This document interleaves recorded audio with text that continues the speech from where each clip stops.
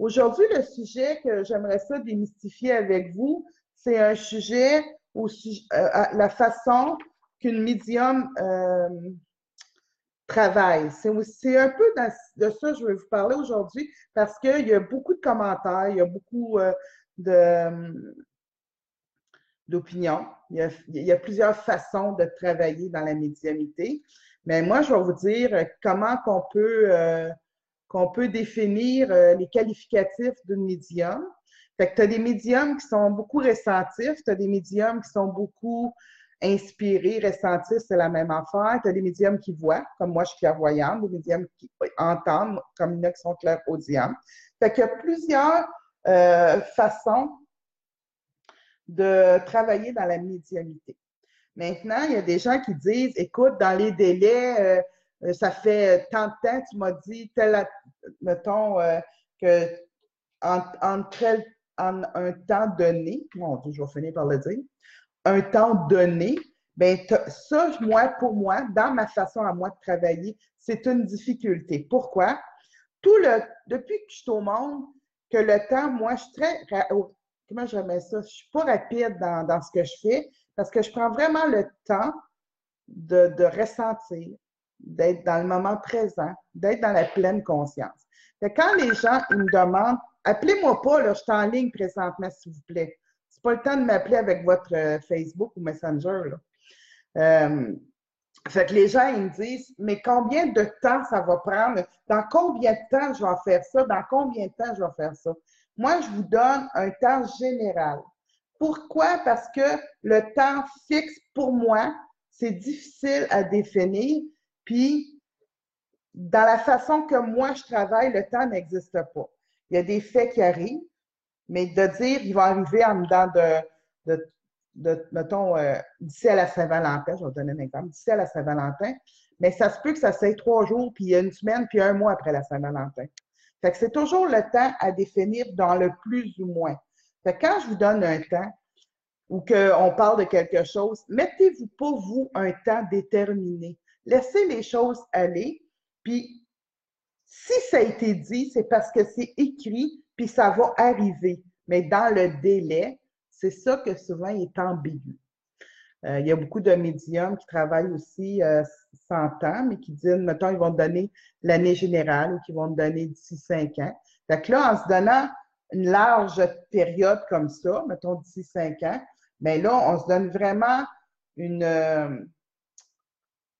un délai respectable des faits qui peuvent arriver.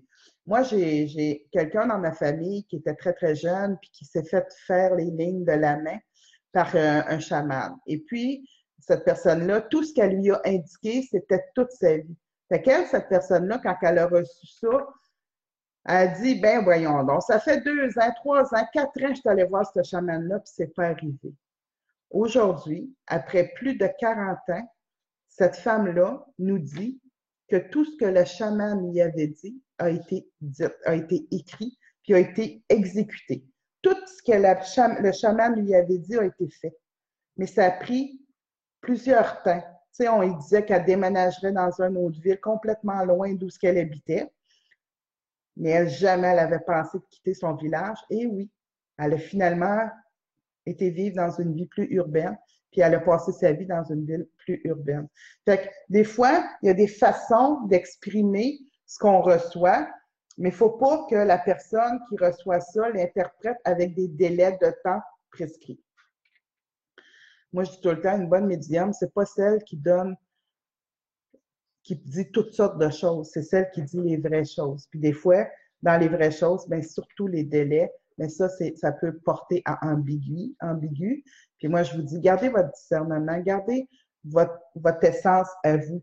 Puis quand vous allez voir une médium, allez pas voir une médium pour vous dire comment tracer votre vie, mais plutôt allez voir une médium pour la guidance, savoir tels événements est possible d'arriver, vous donner une petite partance, mais rien de plus.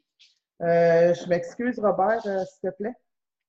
Ça, c'est parce que quand je fais ça, c'est parce que mon petit minou, il a perdu quelque chose en dessous du sofa et je crois que c'est son petit os. Fait que lui, il veut son petit os, là. Fait que il doit être pas loin, là. Il va aller le chercher. Puis on va pouvoir revenir à nos petits moutons, comme on dit. L'as-tu, Robert?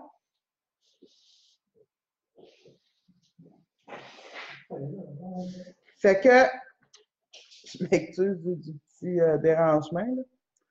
C'est ça d'avoir un petit chien de 5 mois.